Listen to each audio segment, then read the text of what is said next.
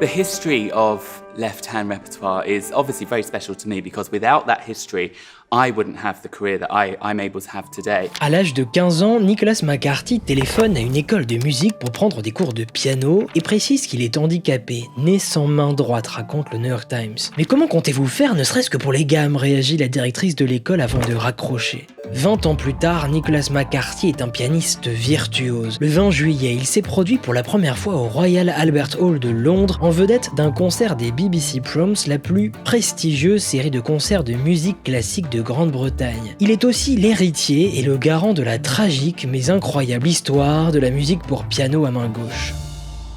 Pour comprendre comment Nicholas McCarthy en est arrivé là, il faut faire un grand bond en arrière. L'histoire commence au début du 19e siècle, écrit-il dans une chronique publiée dans le Guardian. À l'époque, les pianistes étaient de véritables stars.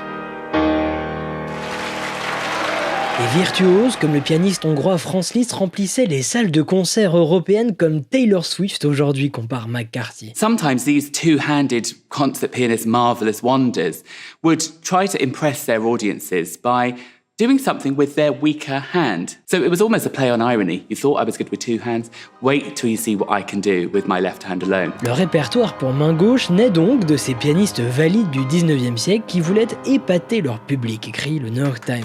Car être gaucher et jouer d'une seule main au piano n'est pas un handicap pour McCarthy. Bien au contraire. La main gauche a tendance à être plus faible, mais son anatomie présente un avantage. Dans le répertoire à deux mains classique, la ligne mélodique est souvent lancée par le petit doigt de la main droite le plus faible. Dans le répertoire pour la main gauche, c'est le pouce, le doigt le plus fort qui la lance, ce qui lui donne plus de clarté, explique McCarthy dans Guardian.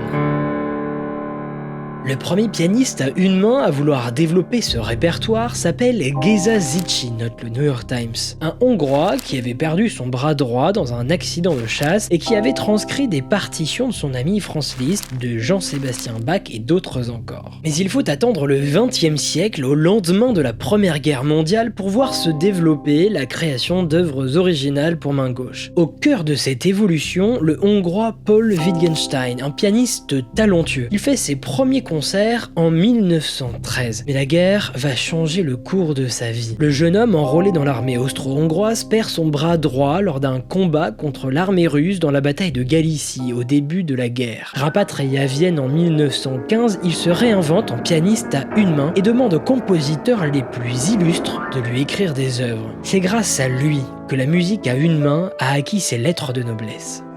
The last time a one-handed pianist has played this concerto was by the commissioner Paul Wittgenstein himself at this very building in 1951.